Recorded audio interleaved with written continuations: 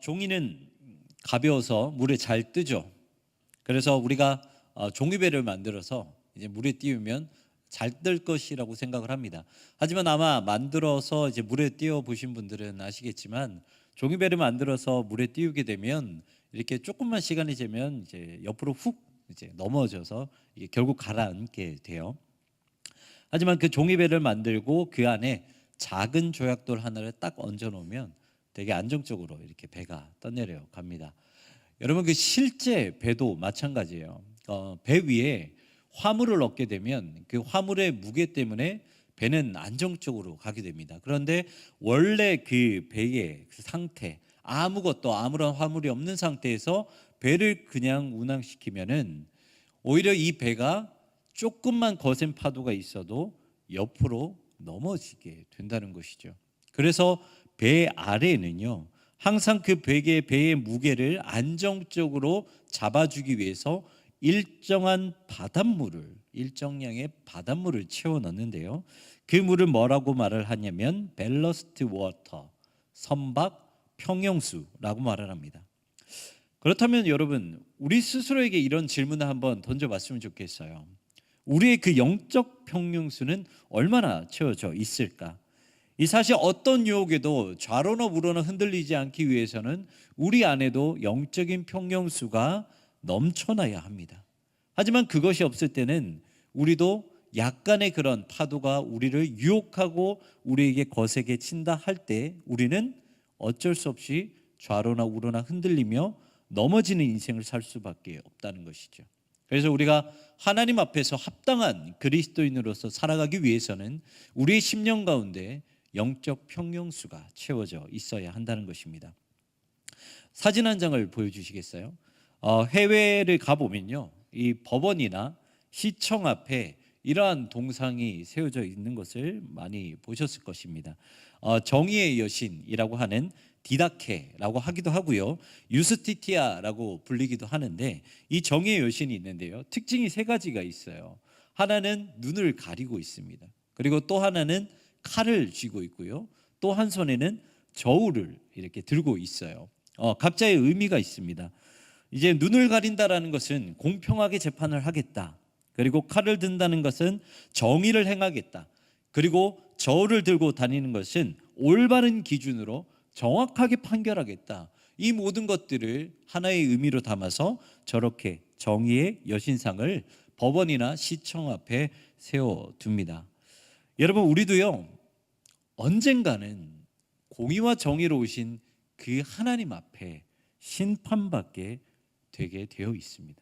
그렇다면 그때 하나님 앞에 우리의 영혼을 올려드렸을 때 영적 무게는 어떻게 될까요?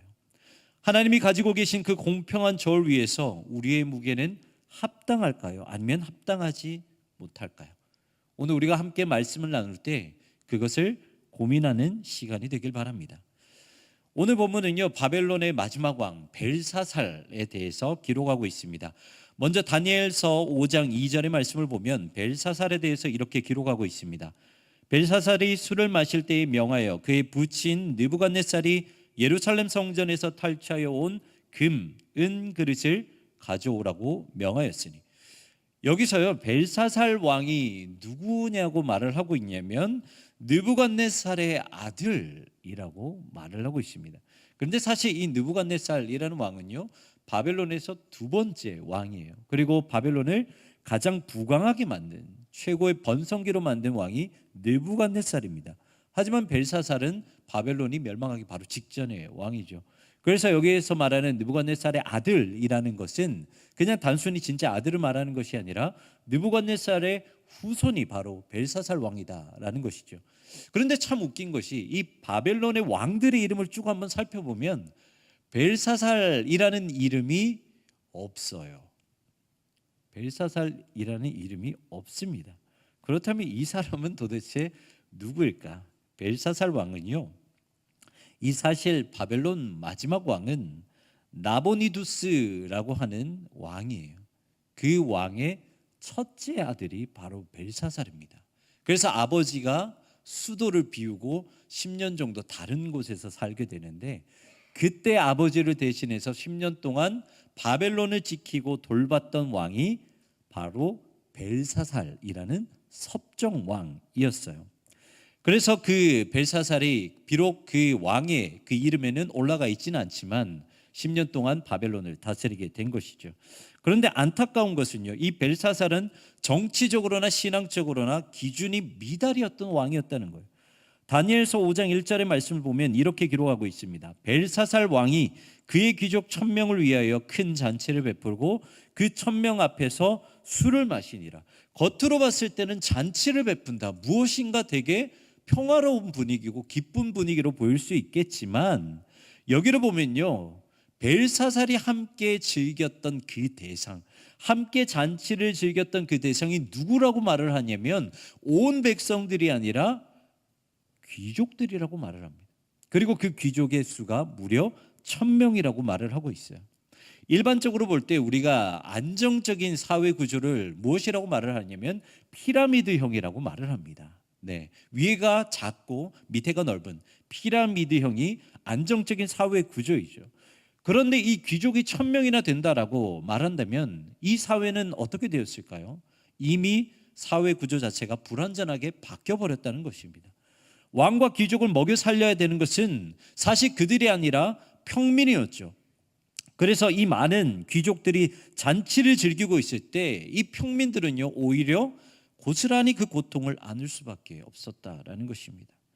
그리고 학자들에 의하면 이 벨사살이 이렇게 호화로운 잔치를 베풀 때를 언제라고 말을 하고 있냐면 이미 페르시아 군사들에 의해서 바벨론 성읍이 점령당하고 포위당한 지 2년이나 되었을 때 이 잔치를 베풀었다라고 기록을 하고 있어요.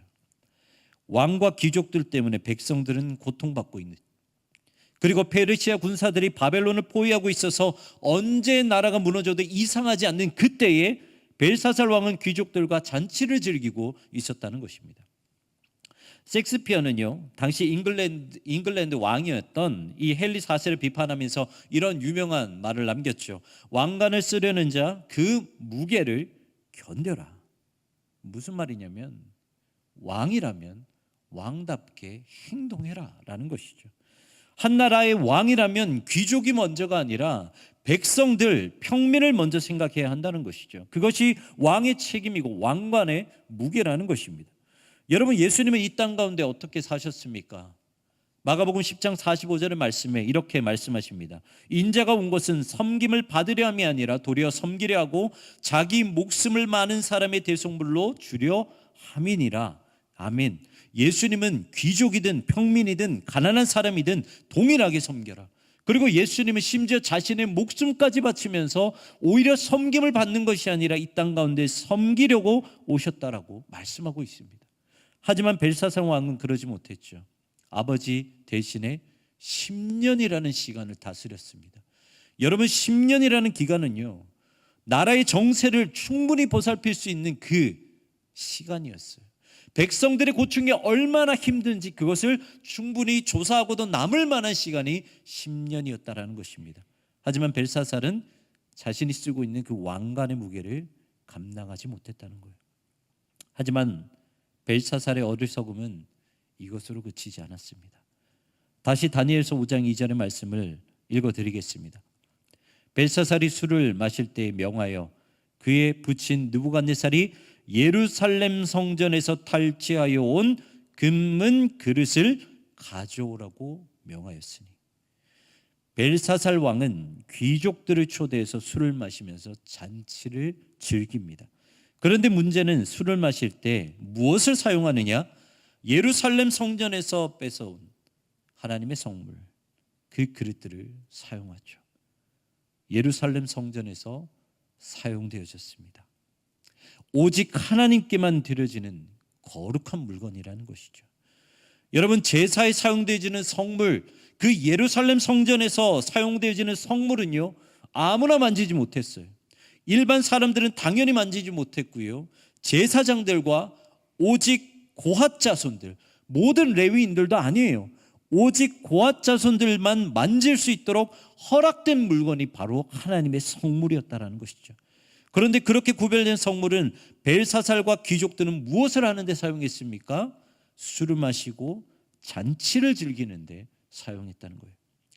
벨사살 왕은요, 신앙이 없었던 사람이 아니에요. 이 벨사살이라는 그 이름의 뜻은요, 벨이여 왕을 보호하여 주시옵소서, 벨이여 나를 보호하여 주시옵소서라는 이름의 뜻이 벨사살이에요. 그런데 그 벨이 누구냐? 바벨론을 다스렸던 신이 바로 벨입니다.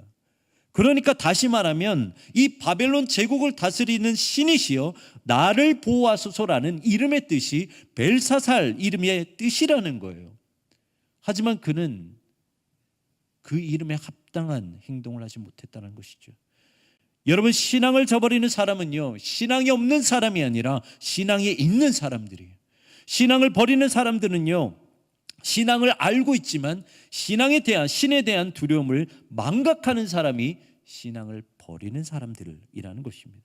여러분, 벨사살을 보십시오. 본문 2절 말씀을 보면 이런 표현이 있습니다. 술을 마실 때에. 이것을 원어로 보면 술의 영향력 아래에 들어갈 때에라는 말입니다.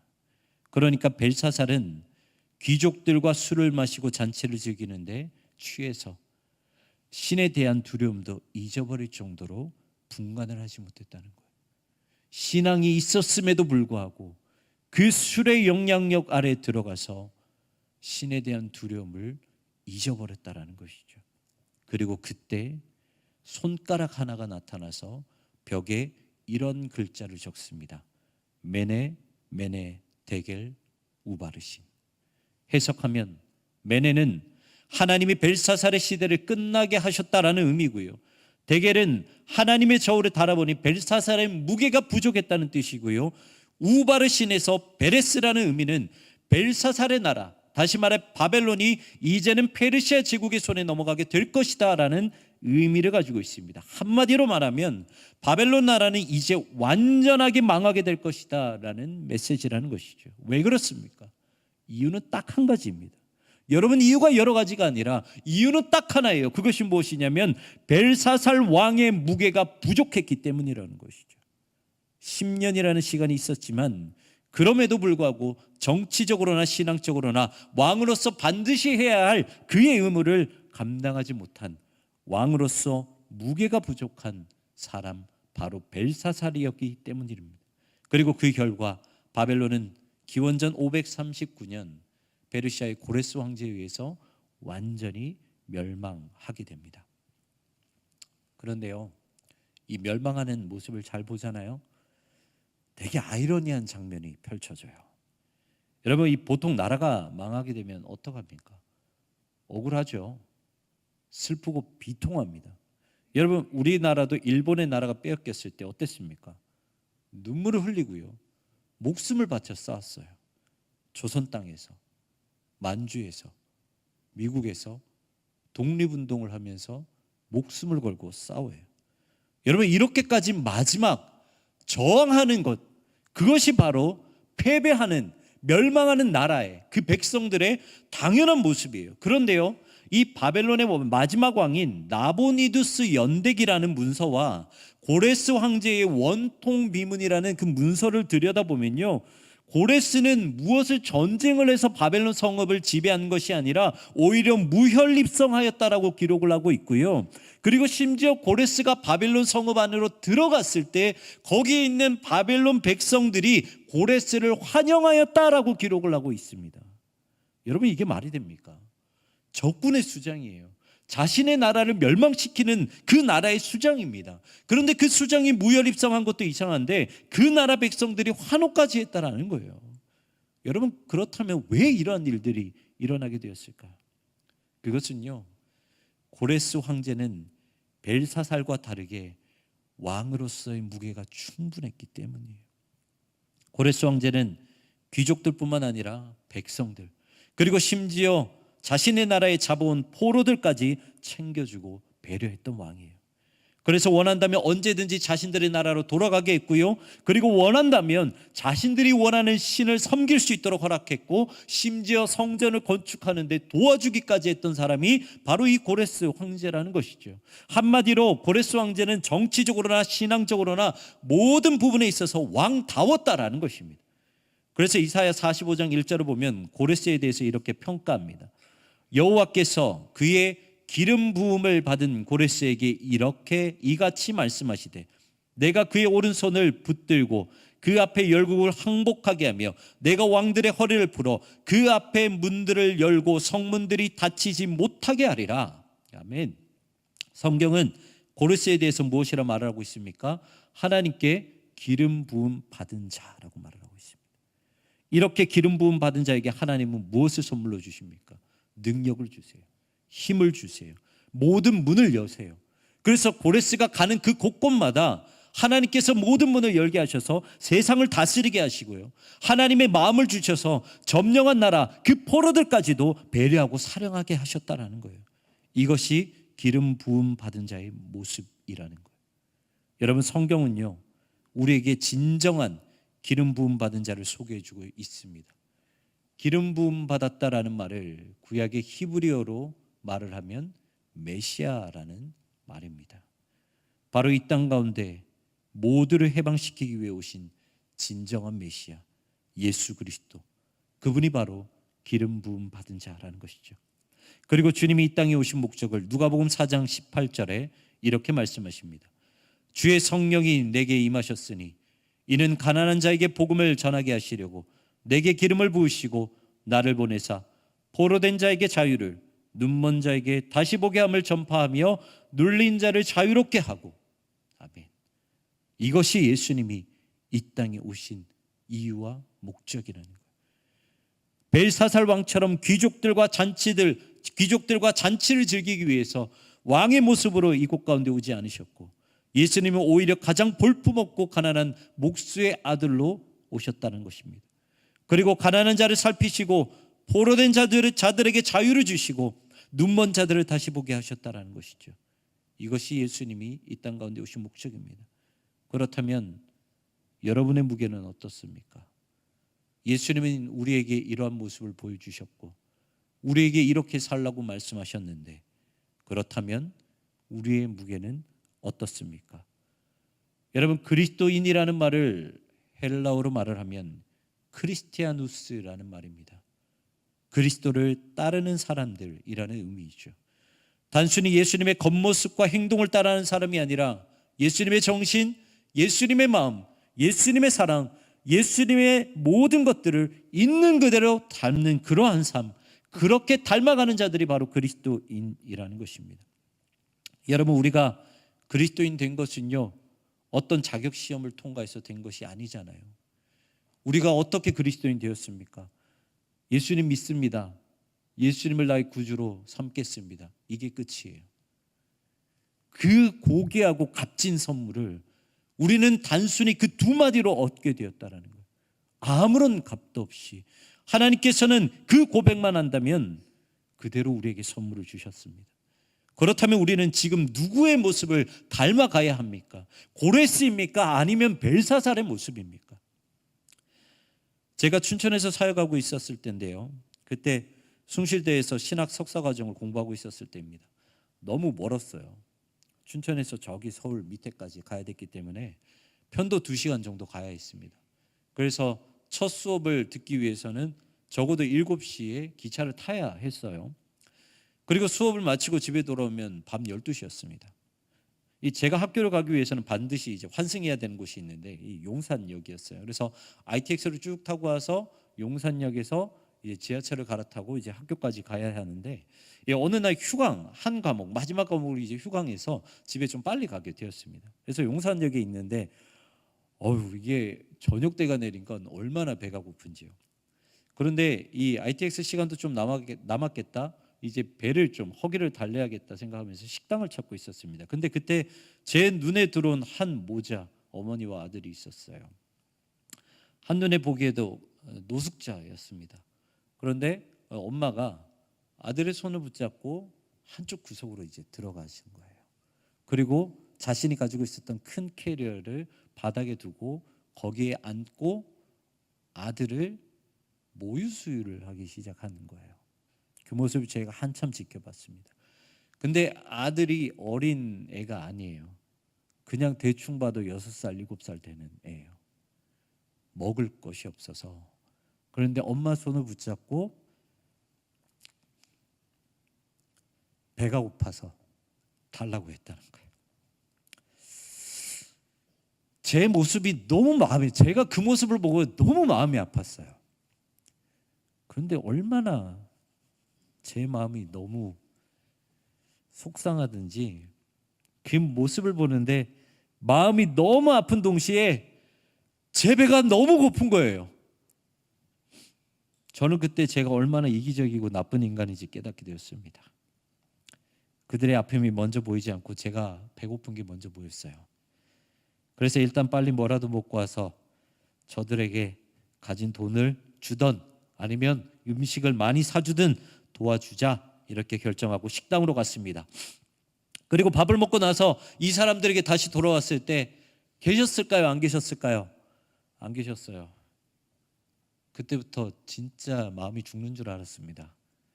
학교를 갈 때마다 2년 동안 계속해서 용산역을 뒤지고 있었어요. 차 시간이 늦어도 비록 수업 시간이 늦어도 계속 뒤져봤습니다. 혹여나 계실까? 근데 한 번도 그분들을 본 적이 없어요. 여러분 저는요 이 벨사살과 같은 인간이었어요. 이 어려운 백성들을 충분히 도와줄 수 있는 벨사살이었지만 그들의 고통은 나 몰라 했던 것처럼 저도 그들을 충분히 도와줄 수 있는 능력이 되었지만 제 배부터 채웠다는 거죠. 사랑하는 성도 여러분, 다시 한번 여쭤보겠습니다. 여러분의 무게는 얼마이십니까? 교회 안에서 재는 무게 말고요, 저 교회 밖에서 여러분이 진짜 말씀을 가지고 살아야 하는 저 세상에서 저와 여러분의 무게, 우리의 무게는 얼마가 됩니까? 하나님은 정의의 여신처럼 반드시 이 땅에 오셔서 우리의 영혼을 저울질하실 것입니다. 그리고 우리 역시 메네 데겔 우바르신 너의 무게가 부족하다, 그러한 평가를 받을 수 있다는 것이죠. 우리는요 항상 우리의 무게를 저울질해야 합니다. 배에 평형수가 있어야 하는 것처럼 우리 안에 영적 평형수가 있는지 늘 확인해야 하는 거예요.